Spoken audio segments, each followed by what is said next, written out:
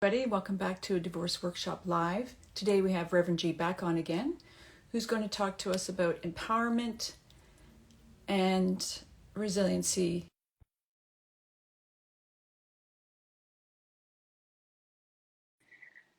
Also, I just want to mention that Divorce Workshop Just Separated workbook is available on Amazon as well as, oh, great. Good to have you on. Hi. Good morning. So this is a really important topic, but do you want to just introduce yourself briefly again? Sure, absolutely. If they want more information, they can go back to our prior live videos. But my name is Janice. I am a survivor of more than 2 decades of abuse who has now been out for over a decade. I research domestic violence, and one of the topics that intersects with domestic violence that I have researched is resilience. And I'm really happy to have this conversation with you today. Yeah, it was interesting. I was thinking about this morning. When I had the courage to finally leave after, I think I told you before, 5 times, I never thought of it as that. I never thought as I progressed through it all that it was my, some of that resiliency I had or anything like that. I just had to go. I just something that pull or whatever, the max I could take anymore. But what do you see that's common for survivors that they do to to help them get through this and even post after, right? Because it takes a lot of growth after, right? So It does. I want to just comment briefly on what you said. I think survivors are resilient even before they leave. I think their resilience aids the leaving. It aids the recognition of what they're living with and the possibility that life could be better on the other side, right? We hope that life will get better when we're in the abuse, and eventually we realize that it doesn't. And then as we exit the abuse, we hope that life will get better. And our resilience aids that. Just a quick definition of resilience is it's the ability to withstand or recover from difficult and traumatic experiences. It's that return to baseline, and it's flexibility, it's adaptability, and it's the determination to keep going. yeah, so I guess I had it before, like many, but didn't really know that I did, or maybe. And then after, do you find resiliency is also important as we go through the post, like getting like leaving and stuff? It's just as important. 100%. The things that aid resilience is that supportive community. And unfortunately, that supportive community is elusive for some survivors. Some survivors don't have friends, family, or faith communities, or maybe a family violence shelter that aids them in that. Access to information aids resilience, right? So if you don't realize, as I did early on, that emotional abuse, verbal abuse, spiritual abuse, financial abuse, that these are parts of the abuse, it's really hard to consider that you are a victim or survivor of domestic violence, right? So, full definitions, robust information about domestic violence and how to heal, and then healing activities. When I did my research project on resilience after domestic violence, the things that survivors most mentioned as being helpful to their recovery included family, friends, healthy new relationships. Sometimes it was their spirituality. Many, many, many said therapy. Some specified that EMDR was helpful. Books and reading, websites, podcasts, these things that aided their information about abuse and recovery.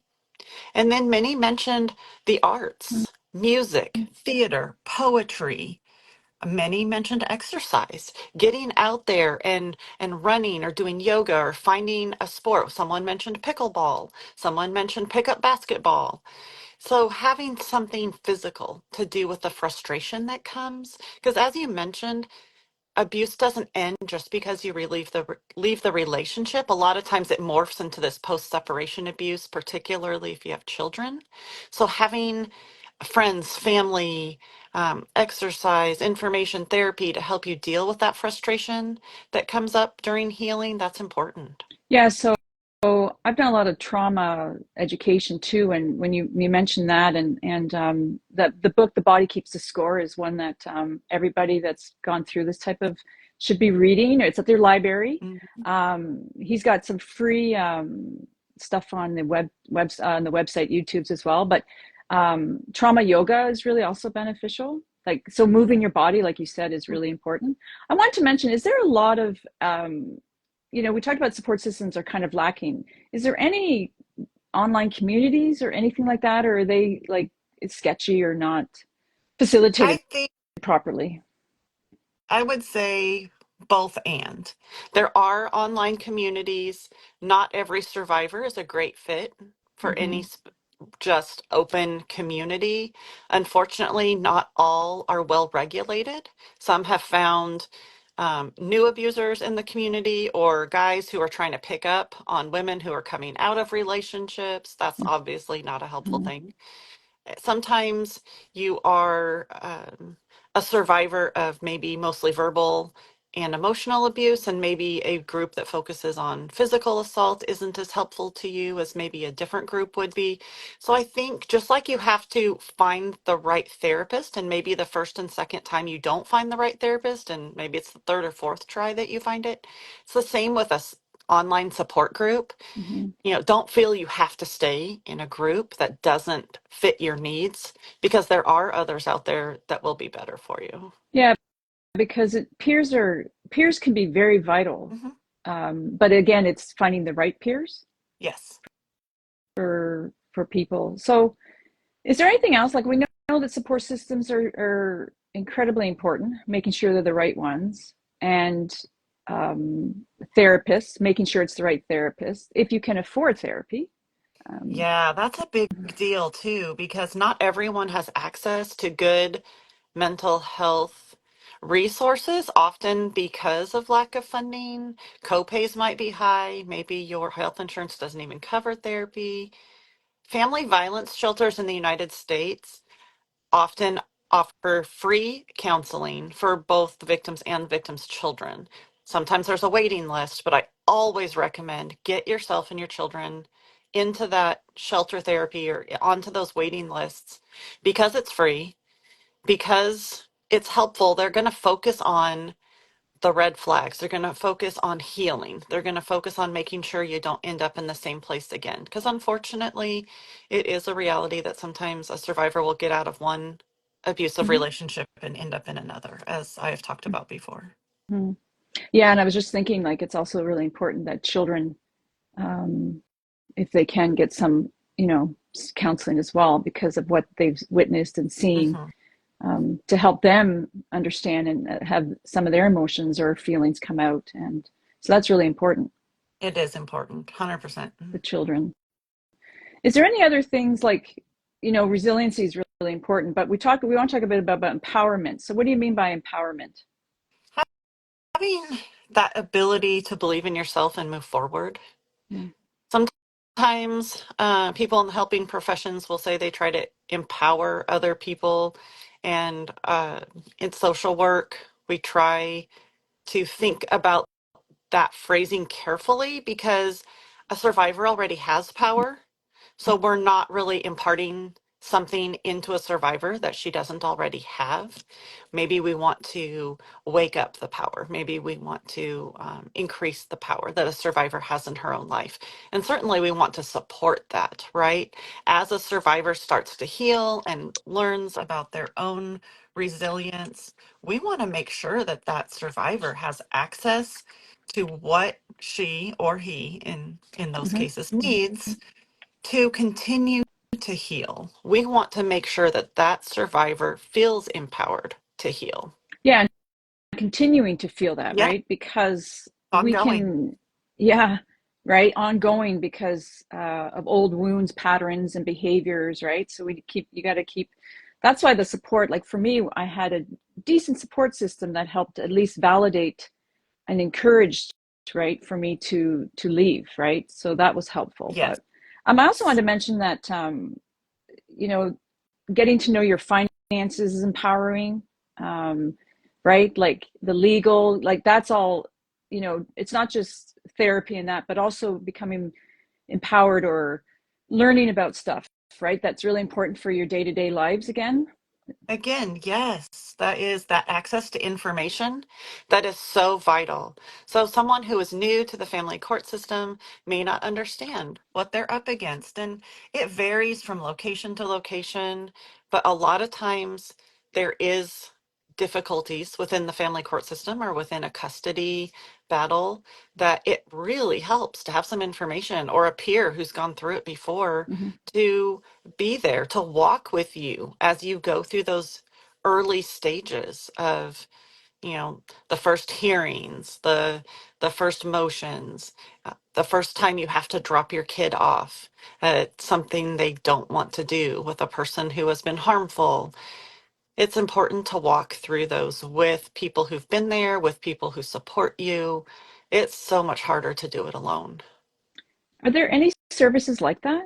Like this, like you volunteer peer to peer? Do you I know? have seen some support groups that do that. Like they'll Mm-hmm. be court watchers if the court is televised, so to speak, like they have an open Zoom to sign on to, that they will be there kind of in solidarity with the survivor. Maybe they live too far away to go in person, but there have also been calls for, hey, I'm going to such and such a courthouse. Is anyone free and able to accompany me to this? And I have done that for friends here locally when I have the ability to just go sit in court and be that supportive Mm-hmm. presence, if nothing else. Yeah, because it would really be really, really helpful. Yeah. Right, Yeah. because unfortunately, a lot of times, this is what I've heard and what I've seen, the abuser tends to have more support in Mm-hmm. those court situations than the victim or survivor does. And that's just so tragic to have to go in and face that person when you feel so alone. Mm-hmm. Yeah, and I can just imagine what your body feels, Yes, right? all Yeah. that trauma coming back. Yeah.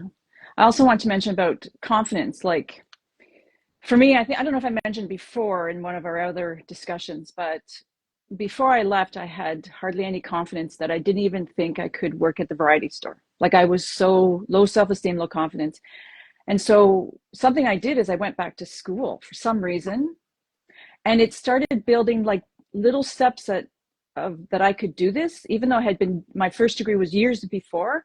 So I Mhm. don't know if that comes into play, like taking baby steps of some sort to try to build up your confidence after this, leaving an abusive marriage. That's a really, really great point. And I think that that will vary person to person. I went back to school too, and I found that to be hugely inspiring to my confidence. Like, wow, I still am a good Mm-hmm. student. Wow, I still have the ability to get good grades and to contribute in a good way to the conversation and the class sessions. And I think I had doubted myself, right? You hear so many negative things from the person who has perpetrated harm against you for years, in my case, decades. And then to get back into a space that I loved, I've always loved education. I always loved being a student. To get back into that space and realized, okay, so it's harder for me to memorize, and I'm Mm-hmm. older. I have trauma brain that affects learning sometimes. I'm not as good of a test taker as I used to be, but it still gave me confidence that I know this material. I can Mm-hmm. do this.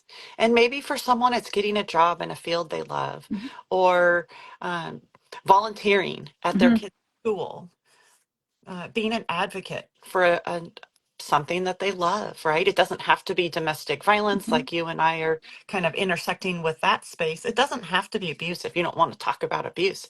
Maybe you're driven to help the local humane Mm-hmm. society and make sure pets have safe homes. Whatever it is that fuels you to find that hope, do Yeah. it. Go It's kind of like in the I did that too. I started volunteering before I went back to school. So I did ahead. that baby step.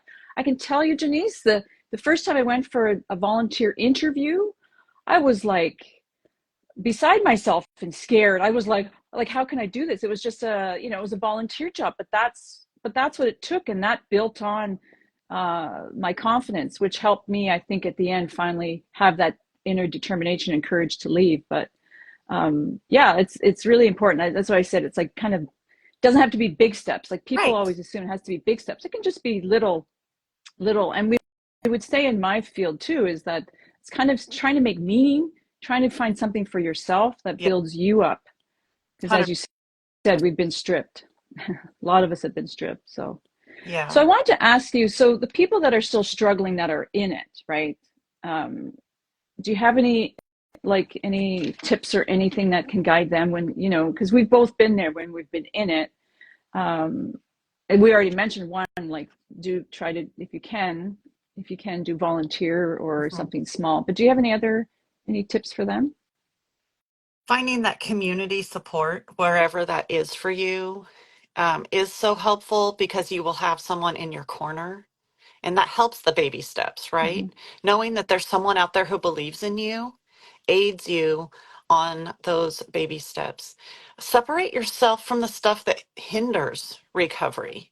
You don't have to stay in contact with toxic people, even Mm-hmm. toxic friends and family members, right? If your therapist isn't the right fit, find a different one. If you're having financial instabilities, reach out to those organizations that can help get you back on your feet. Like maybe there's a local entity that helps with utilities or teaches budgeting. Um, don't allow yourself to get isolated. The abuser does a really good job of isolating us from friends, family, support networks, and you don't have to stay isolated. Find that person again who's in your corner. Don't listen to the judgment of other people. Don't let that drag you down. When you have legal issues, find the people who are going to like help you through. So maybe that's a good attorney, but maybe it's your local shelter who can provide some legal aid or some advice, even if they don't have an attorney in the shelter.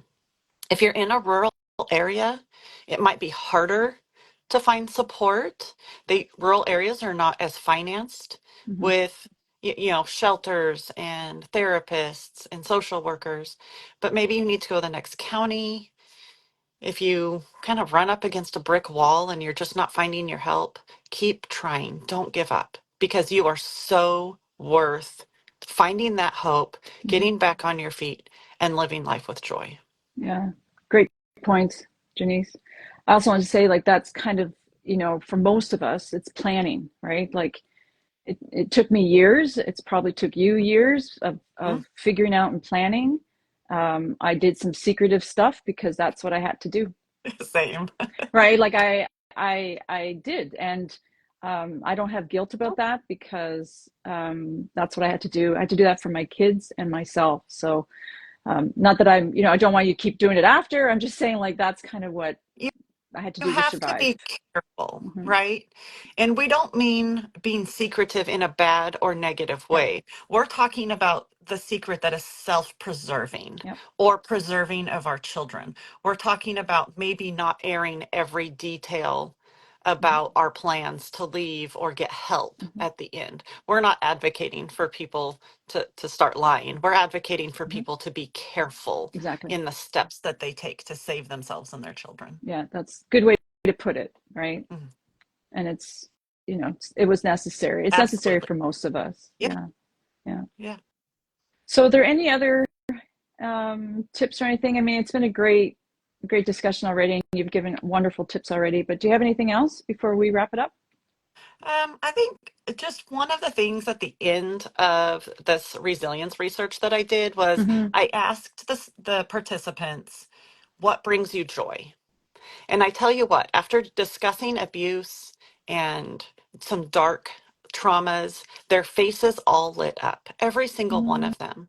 And they mentioned some things that you would expect, like pets, time with family, nature, the breeze, the evening sky, having their own career, and some things like meals with friends or being able to laugh Mm. again, Hmm. right? Going to a Yep. movie. How about the peaceful nature of a home without abuse? Um, Yep. Getting to do advocacy work and volunteer with other women. And the one that really stood out to me is the woman that said, getting to do my hair.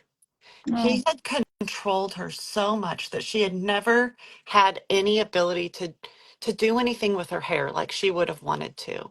And that is what brought her joy. So we can find joy Hmm. in the smallest Hmm. things. We can find joy in the biggest things. And resilience aids that. And joy comes from the resilience. It's all kind of tied together with the empowerment and the baby steps to finding that new life. But you can find joy again after abuse. I love that. I mean, it makes me sad too, but I love it, right? And when you said that thing about laughter, that's a flashbulb moment for Yeah. me because I had that with my own life, right? I had never, I left and I was like a few months later and we were playing board games and I laughed so hard I was on the floor. And I don't think I laughed like that in years, you know, Yes. it was I wonderful. And agree. so it's the small things too, right? That, and what I was about to say is we savor those moments too, We right? Because do. it's important. It So is. It is. Every laughter, every smile, every connection. We savor those. yeah, great research though, Janice. Like, are you publishing this like this Um, in a I have. What I did with this was I turned it into a 7 episode mm, podcast series. It's yes. called Rise Again with Reverend Jen, and it's available wherever you can get your podcast. And we look at, and I say we because my co host is a dear friend of mine who's also a survivor.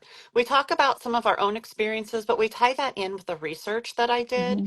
and how it came out. So we've talked about how faith communities intersect with resilience, what helps, what hurts, how our children respond.